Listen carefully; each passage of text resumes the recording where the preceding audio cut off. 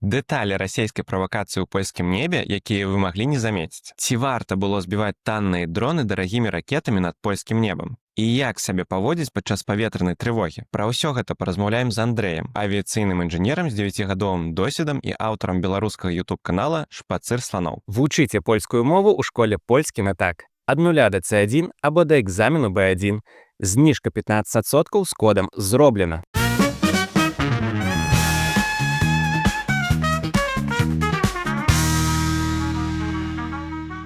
Тэма дронаў над польскім небам, расійскіх дронаў, зразумела, застаецца актуальнай. Вось тут літаральна на днях Радаслаў Сікорскі сказаў, што ўсе аб'екты, якія несанкцыянавана будуць залятаць у польскае неба, будуць збітыя. Пра гэта кажа таксама прэм'ер Дональд Туск. Таму мы вырашылі яшчэ раз пагаварыць пра тое, што адбылося на пачатку верасня, калі расійскія дроны несанкцыянавана заляцелі ў польскае неба, што там былі за польскія самалёты і як увогуле сябе паводзіць людзям падчас такіх паветраных трывог, бо гэта вельмі важна. І вось давай пачнем з таго, ты ўсё ж такі авіяцыйны інжынер, распавядзем, што за самалёты былі над польскім небам, бо там былі і ўжо знаёмыя ўсім F-16, F-35, ну, бач, не такія ж знаёмыя. Там быў нейкі самалёт Saab, я ўвогуле думаю, што гэта толькі аўтамабілі, таму, калі ласка, распавядай. Базава мы можам ведаць, якія самалёты прымалі учасць у гэтым здарэнні толькі з дакладаў афіцыйных асоб. Ну і некаторыя самалёты засвяціліся на сервісе Flight Radar. Напрыклад, адзін з F-35 засвяціўся, калі дазапраўляўся. Таксама прымалі учасць, ты ўжо сказаў, самалёты F-16, гэта знішчальнікі, якія F-35. Прымалі учасць самалёты Saab, гэта самалёты дальняй радыёлакацыйнай выведкі і кіравання. Гэта аналаг расійскага А-50 і А-50У. Ну, па сутнасці, гэта такі лятаючы радар. Вы ўжо трошкі закраналі тэму з Кірылам, што у F-35 радар лепшы, чым у комплекса Патрыёт. Гэта не зусім так, але комплексу на зямлі перашкаджае крывізна гэтай зямлі, і гэта абмяжоўвае яго дальнасць. І калі мы падымаем радар на самалёце, мы маем нейкі бонус па дальнасці, каб бачыць гэтыя цэлі здалёк і кіраваць наведзеннем знішчальнікаў. Таксама мы заўважылі самалёт А-330 MRTT. Гэта азначае мульцірол танкер-транспорт. Гэты самалёт адначасова можа быць і транспартным самалётам, і самалётам запраўшчыкаў, і, собственно, ён затанкоўваў той самы F-35. Яшчэ мы пабачылі італьянскі самалёт Гольфстрім, таксама дальняй радыёлакацыйнай выведкі, але я дакладна не ведаю, ці паспеў ён на гэты івэнт. Бо ён падняўся з авіабазы ў Эстоніі, і было заўважна, што ён накіроўваецца ў Польшу. Давай яшчэ раз пра ролі вось усіх гэтых самалётаў. Былі знішчальнікі, былі тыя, якія дапамагаюць вось радыёлакацыі пабачыць, што адбываецца, былі дазапраўшчыкі. Але мне тут крыху вось незразумеў момант. Быццам бы мы кажам, што вось усе гэтыя F-35 яны таксама для таго, каб пабачыць аб'екты ў воздухе, то бок яны не так добра бачаць, а ёсць ужо наземныя Патрыёт, пра якія ты кажаш. Распавядзі тут крыху. Тут усё проста. У некаторым сэнсе, ну, я, канешне, не вельмі добры спецыяліст у радыёлакацыі, але ў некаторым сэнсе дальнасць і якасць абнаружэння цэляў залежыць ад таго, наколькі вялікі гэты радыёлакатар. І зразумела, што ў знішчальнік мы не можам бесканечна вялікі локатар паставіць. У гэтым, собственно, і праблема. А на транспартны самалёт ўжо можам штосьці больш вялікае і больш якаснае паставіць. Окей, пра дазапраўшчыкі. Ці можаш ты распавесці крыху дэталяў, як увогуле гэта працуе? То бок гэта проста вялікі самалёт, які лятае ў небе, да яго падлятаюць іншыя, дазапраўляюцца і лётаюць далей? Прыкладна так. Звычайна гэта транспартны самалёт, мадэрнізаваны пад функцыі дазапраўкі. Сучасныя самалёты маюць настолькі вялікі памер паліўных бакаў, што іногда нават можна не ўсталёўваць дадатковыя бакі. На некаторых самалётах дадатковыя бакі ўсталёўваюцца. Напрыклад, расійскі Ил-78, на ім таксама ёсць, калі я правильна памятаю, бак на недзе 50 тонн, але ён таксама запраўляецца са сваіх унутраных бакаў. Чаму нам патрэбна дазапраўка? Таму што пасадка на аэрадроме для дазапраўкі — гэта, па-першае, час. Па-другое, калі мы выключаем рухавікі, то пачынаецца працэдура падрыхтоўкі да паўторнага вылету. Ну, так, як гэта было ў нас. А гэта цэлая працэдура. У нас на гэта была адведзена не менш за 45 хвілін. То есть мы павінны былі вытраціць. То бок гэта час. Па-другое, самалёт, гэты знішчальнік, мог уляцець у нейкі раён далёка ад свайго аэрадрома, дзе няма таго тэхнічнага персанала, каб запампаваць гэты самалёт і каб яго абслужыць. І гэта таксама праблема. Запраўшчык, ён можа падляцець у любы раён, які патрэбна. Гэта я трошки распавёл з таго ракурсу, што, напрыклад, я не ведаю, як гэта робяць палякі, але, напрыклад, у амерыканцаў ёсць такая працэдура, называецца hot refueling, калі самалёту не трэба выключаць рухавік, каб дазаправіцца. У любым разе гэта такая эканомія часу, і ты дакладна дазаправіш самалёт, не трэба будзе яго там садзіць, ці ёсць каманда, гэта просто прасцей, наколькі я разумею. Эканомія часу, і самалёту не патрэбна пакідаць раён, у якім ён знаходзіцца. Яшчэ адна падобная тэма, ці варта ўвогуле ўздымаць у неба самалёты супраць дрону? Што ты на гэта можаш сказаць? Глядзі, тут ёсць два бакі ў гэтым пытанні. Мне здаецца, што самае галоўнае, што ў нас ёсць, гэта жыццё чалавека, і у нас таксама у нашай краіне, у любой краіне ёсць нейкія аб'екты, так сказаць, стратэгічныя, уражанне якіх можа вельмі негатыўна паўплываць на абстаноўку. Але тут есть такое вот вялікае але, што калі б гэта была разовая акцыя з, реально штосьці выпадкова к нам заляцела, то гэта працуе. Гэта не працуе ў тым выпадку, калі гэтыя акцыі будуць паўтарацца. Радаслав Сікорскі, ён думае, што акцыі гэтыя будуць паўтарацца. І тут узнікае праблема, што гэты дрон каштуе недзе, нема дакладных лічбаў, колькі ён каштуе, але па ацэнках гэта недзе ад $15,000 да $30,000, а герберы, якія да нас залецелі, яны яшчэ больш танныя, бо гэта такі дрон абманка. Яны яшчэ больш танныя, а паглядзі, што супраць іх выкарыстоўвалі. F-35, які па кошту абслугоўвання за час налёта, ён просто нейкі касмічны, ён каштуе да $30-40 тысяч. Таксама няма ў нас дакладных лічбаў. F-16 троху менш, ад 16 да 27, і у гэтым праблема. І што яны выкарыстоўвалі? Там я на адным здымку пабачыў аскепкі ад ракеты АІМ-120С7. Гэта дальнабойная ракета, у якой дальнасць на 120 кіламетраў, і каштуе яна пад $1 мільён. Пагадзіць, што збіваць ракетамі па $1 мільён такія танныя мэты паветраныя, не хопіць ніякага бюджэту. Таму трэба выкарыстоўваць нейкія іншыя сродкі. Як вынік усей гэтай акцыі, мы можам пабачыць, я лічу, што сістэма яна характарызуецца не тым, як яна працуе, там што яе не могуць быць факапы, а тым, як яна рэагуе на факапы. Калі не памыляюсь, Радослав Сікорскі і міністр абароны таксама яны заўважылі гэтую праблему і вырашылі пераняць досвед краіны, якая займае перадавыя пазіцыі па барацьбе з дронамі і па супрацьпаветранай абароны.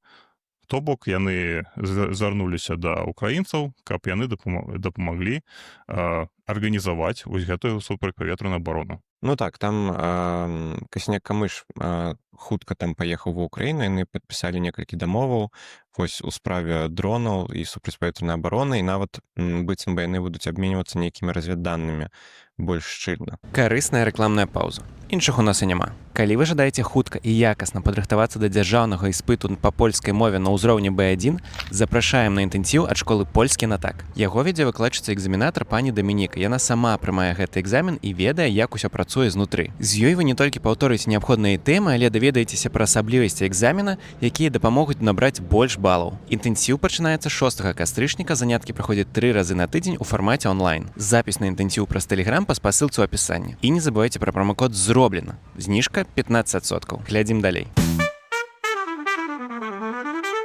Мы паразмаўлялі пра Польшчу, як она адрэагавала. Навошта гэта было Расіяй? Вось тваё меркаванне. Разумею, што мы там усёй праўды мы не даведаемся, а Расія наўпрост не будзе казаць, навошта яна гэта рабіла, але шмат розных меркаванняў, што і гэта ўсё ж такі была памылка, Трамп так на пачатку казаў, і што ўсё ж такі тут былі пэўныя там вайсковыя мэты. Што ты думаеш? Памылку, канешне, нельга выкрэсліваць, але гэта такая вельмі маленькая верагоднасць, што гэта была памылка, бо неяк арганізавана яны ляцелі і таксама ляцелі праз тэрыторыю Рэспублікі Беларусь. То бок нейкі рэп на іх не ўздзейнічаў. Гэта раз. Якія вайсковыя мэты могуць быць у гэтай акцыі? Першае, гэта паглядзець, як краіны НАТО рэагуюць на гэтую пагрозу. Калі мы паглядзім на медыйную рэакцыю, то бок палякі і НАТО як ваенная структура адрэагавала даволі хутка. То бок з Нідерландаў прылецелі самалёты, узнялі самалёты, якія на тэрыторыі Польшы. Так, у іх не было, канешне, вялікага досведа, каб гэта ўсё пазбіваць, але адрэагавалі яны даволі хутка. А вось як яны адрэагавалі палітычна, гэта, канешне, у шмат такіх людзей узнікаюць пытаннічкі на палітычную рэакцыю НАТО. Вось, гэта першае. Другое, гэта выведка. Глядзі, калі у нас спакойны час, сродкі СПА, тут я не вялікі спецыяліст, але трошкі ведаю.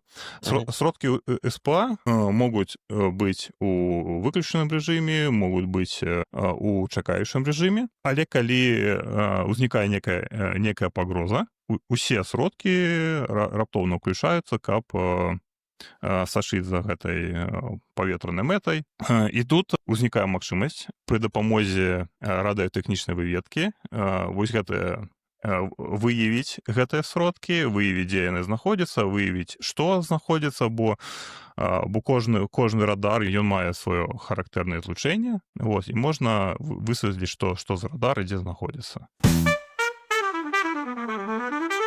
Яшчэ адзін незразумелы для мяне момант, гэта як так атрымалася, што калі дроны ляцяць на Ўкраіну, расійскія, то там можна амаль у лайф-рэжыме назіраць за тым, як яны ляцяць. Вось пагроза тут, вось пагроза там.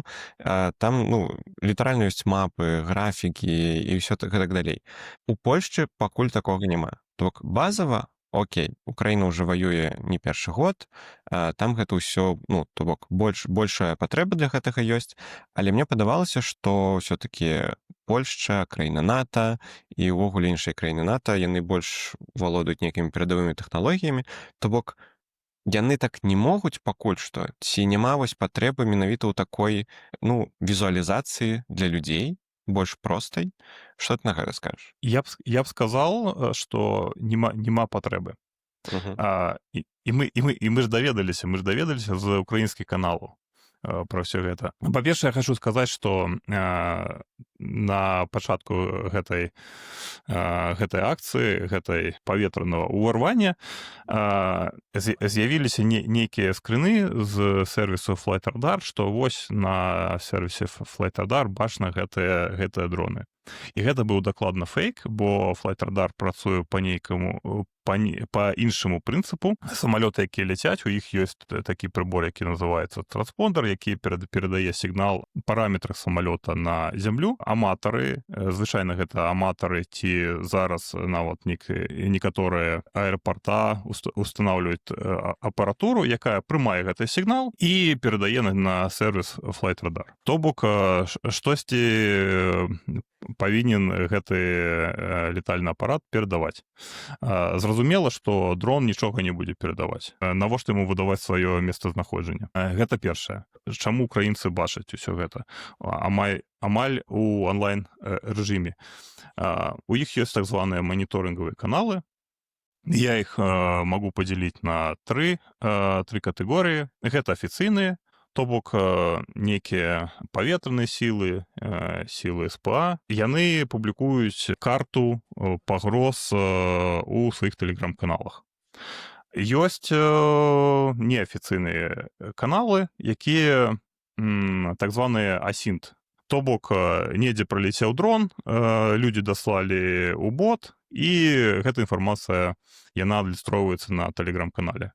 То бок сувязь з насельніцтвам, магчыма, гэта нейкія публікацыі, магчыма, таксама яны манітораць нейкія рэсурсы з боку Расіі. Я хочу таксама выдзеліць трэцюю, такую гэта полуафіцыйныя. Звычайна адмінамі гэта каналу з'яўляюцца людзі, якія маюць інсайды, маюць некаторы доступ, звычайна гэта вайскоўцы.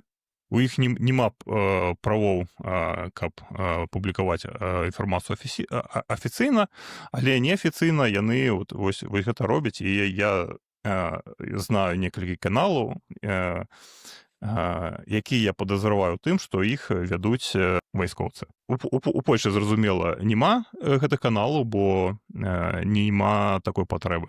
І я спадзяюся, што не спатрэбіцца.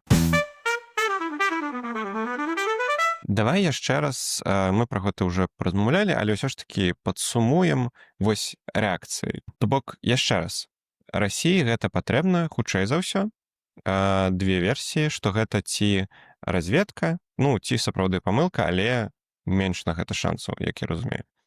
І мы бачым зараз, што окей, у Польшчы больш нічога не прылетае, але былі самалёты ў эстонскім небе, былі самалёты над Балтыкай і гэтак далей. Тваё меркаванне, ты ўжо крыху закрануў пра гэта, пра вайсковую рэакцыю НАТО, што ўжо ў гэтую ноч дапамагалі, і ты крыху закрануў тэму палітычнай рэакцыі. Вось, што ты тут меў на ўвазе, калі казаў, што яна можа выклікаць пытанні? Яны падыходзяць з такога, што гэта НАТО гэта абаранительны саюз, і яны не могуць нічога такога рабіць рэзкага, ну і дакладна ім важны жыцці сваіх людзей, яны стараюцца не зрабіць нічога такога, што можа паўплываць на звычайных людзей. Гэта раз. У інтэрнэце людзі звычайна, якія знаходзяцца на зямлі, яны глядзяць на гэта троху па-іншаму. З кропкі гледжання звычайных людзей гэта выглядае так, быццам НАТО праяўляе нейкую слабасць. Вось гэты поінт. Ну і гэтым, наколькі разумею, ўжо таксама карыстаецца Расія ў сваёй дэзінфармацыі, там былі ўжо тайкі пра то, што быццам бы НАТО не дапамагае Польшчы, мы гэта дэталёва разбіралі з Кірылам, і што НАТО вось слабае, не можа рэагаваць і гэтак далей. Я разумею, што ты не спецыяліст па дэзінфармацыі, але ўсё ж такі тваё меркаванне, ці сапраўды гэта працуе ў мінус, ці ўсё ж такі НАТО робіць слушаць? Тут хутчэй асабіста. Ну, слухай, хтосьці ж распаўсюджвае вось гэтыя чуткі пра мігрантаў. І як вы бачыце на сваім канале, гэта трошкі працуе. Ну, ось. Нават не трошкі, я б сказаў. Нават не трошкі. Тое самае тут, што мы з табой можам гэтым разабрацца. Ты як чалавек, які цікавіцца, я чалавек, які ў гэтым разбіраецца. То бишь мы можам пасядзець і падумаць, а што і как. А звычайнаму чалавеку яму нема да гэтага справы, каб разбірацца. Ён проста ўспрымае інфармацыю. І ў гэтым праблема. То бишь, то бок павінна быць нейкая супраць дэзінфармацыя. І я мяркую, што вось заявы Туска і заявы Сікорскага гэта якраз вось з таго боку, што з Польшай такія гульні не пройдуць. Вось давай яшчэ раз пра вось гэтую рэакцыю Сікорскага, Туска і ўвогуле Польшчы яшчэ раз зафіксуем. То бок, што зрабіла краіна? Па-першае, у тую ноч у першы раз у гісторыі збівалі расійскія аб'екты, якія незаконна заляцелі сюды. Па-другое, вось больш шчыльная супраца з Украінай, вось гэты 4-й пункт дагавора НАТО, заклік там збор ООН паседжання, і вось ужо прямая дэкларацыя, што мы будзем гэта ўсё збіваць, калі прыляцяць яшчэ раз. Таксама твой погляд, ці гэта ўсё, што можна было зрабіць, і ўсё ж такі нешта яшчэ можна было зрабіць, наколькі гэта была хуткая рэакцыя, што ты тут пра гэта думаеш? Ну, глядзі, што тычыцца рэакцыі з боку НАТО як вайсковай структуры, тут яны зрабілі ўсё хутка. Яны зрабілі не ўсё добра, не ўсё у іх атрымалася, бо збілі там 23, калі я не памыляюсь, дрона толькі. Там нешта такое, так, 4. То бок, у іх не ўсё атрымалася. Але зрабілі яны гэта хутка. Яны зрабілі дорага таксама, але яны пабачылі праблему, што гэта дорага, што гэта чамусьці не працуе. Чаму гэта не працуе? Вось яны працавалі гэтымі рэактыўнымі знішчальнікамі, бо дрон вельмі такая павольная мэта для знішчальніка. У пілота проста няма часу на рэакцыю, каб збіць гэты дрон.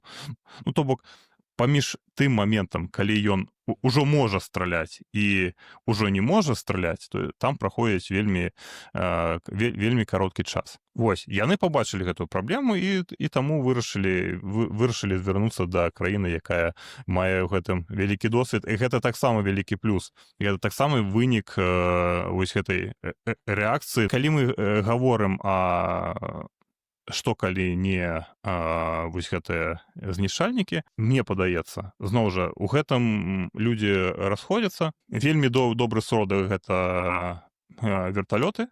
Яны сабе добра паказваюць, бо іх прыкладна такая ж самая хуткасць, як у дронаў. А, напрыклад, верталёт Ми-24, які таксама знаходзіцца на ўзбраенні ваенна-паветраных сіл Польшчы, ён адзін з найхутчэйшых верталётаў у свеце. То бок, вельмі пад гэта падыходзіць, плюс ён браніраваны, і, зразумела, у яго цана абслугоўвання за гадзіну палёта нашмат меншы. Потым легкаматорная авіяцыя. Ну, гэта таксама моя думка, што павінна быць легкаматорная авіяцыя. І ў Польшчы, напрыклад, ёсць трэніровачныя самалёты ПЗЛ-130 «Орлік». Яны вінтавыя, і яны даволі сучасныя, і яны распрацоўвались у супрацоўніцтве з Airbus'ом. Ну, дакладна не з супрацоўніцтве, але Airbus купіў гэту фірму, і зараз на сайце Airbus'a можна пабачыць, што яны распрацоўвалі гэты «Орлік» і робяць яго. І таксама нейкія наземныя мабільныя групы павінны быць, канвенцыянальнае наземнае ПВО, канвенцыянальная мелкакаліберная артылерія, і таксама ноу-хау нашых часоў гэта FPV-перахопнікі. Спадзяюся, што і без нас польская армія разумна і разумее, што трэба рабіць. Ну, не тое, што спадзяюся, упэўнены ў гэтым. Таму будзем трымаць кцюкі за іх. Окей, давай якраз пагаманім пра вось больш бытавы ўзровень. Што рабіць, калі яшчэ будуць такія налёты, як за гэтым назіраць, як сябе паводзіць, як да гэтага падрыхтавацца? Бо зразумела, што я спадзяюся, я думаю, што ўсе спадзяюцца, што такога больш не паўтарыцца, але жывем вось у такім рэгіёне. Першае, як можна падрыхтавацца да такога вось новага патэнцыйнага налёту? Не ведаю, ці нейкія там правілы, ці сабраць нейкі вось гэты трывожны заплечнік. Вось што б ты параіў? Таксама я спадзяюся, што нам гэта інфармацыя не спатрэбіцца, але што тычыцца таго самага заплечніка, яна патрэбна не толькі у нейкі ваенны час, але таксама ў час нейкіх катаклізмаў, магчыма, нейкіх. Таксама спадзяюся, што не адбудзецца, але тэхнагенных катастроф, і таксама таму гэтую інфармацыю варта таксама паглядзець.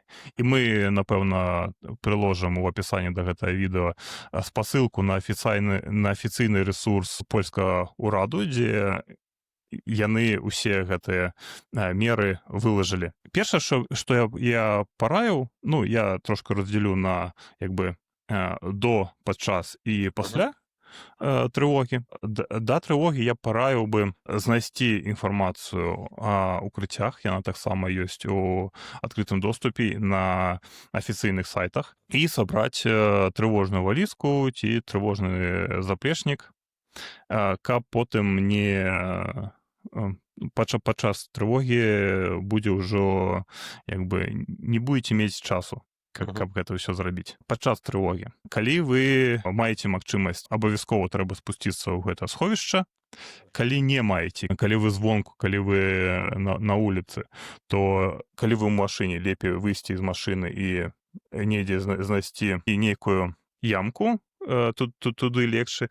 Калі вы без машыны, зразумела, што лепей просто легче на зямлю знайсці гэта месца. Гэта я ўсё чытаю амаль з гэтых афіцыйных сайтаў. Там штосьці няма, я штосьці дадаю, але у цэлым гэта адтуль. І вось чаго там няма, але гэта з досведа вайны ва ўкраіне. Калі у вас няма магчымасці выйсці з дому, ці вы не паспяваеце, то гэта правіла двух сцен. То бок паміж вамі і уліцай павінна быць як мінімум 2 сцены. Гэта правіла працуе з-за таго, што калі нейкі выбух адбудзецца каля вонкавай сцены, то аскепкі, якія паляцяць, яны будуць затрыманы другой сцяной. Гэта таксама такое абавязковае правіла. Вось. І трэцяе, пасля трывогі. Калі вы знайшлі дрон ці ракету, ці аскепкі дрона ці ракеты, не трэба фатаграфавацца, не трэба падыходзіць. Я бачу фатаграфію, ось якраз я распавядаў пра аскепкі ракеты АІМ-120, якую нібыта знайшлі ў Польшы. Я дакладна не ведаю, я не магу пацвердзіць, што гэта адтуль, але нібыта знайшлі ў Польшы. Фатаграфія зроблена так, што чалавек, які фатаграфуе, ён наступіў нагой на гэтую ракету. Гэта вельмі небяспечна, не рабіце так. Калі вы пабачылі гэты дрон, то ёсць тэлефоны паліцыі, патэлефануйце паліцыі. У Польшы гэта, як і амаль ва ўсёй Еўропе, гэта 112, ёсць такі агульны нумар. Дайце ім гэтую інфармацыю, дзе, што адбылося, і яны скажуць вам, што рабіць. Лепей так. Таму нават калі вам здаецца, што гэта бяспечна, можна падысці, паглядзець пабліжэй, гэта можа быць небяспечна. Гэта ваенны аб'ект узбраення, і хто ведае, што там можа ў ім быць. Напрыклад, ты ж самыя расійскія дроны ва ўкраіне, даволі часта, акрамя асноўнога заряду, у іх ёсць яшчэ выбухоўка, каб ускладніць размінаванне гэтага аб'екту.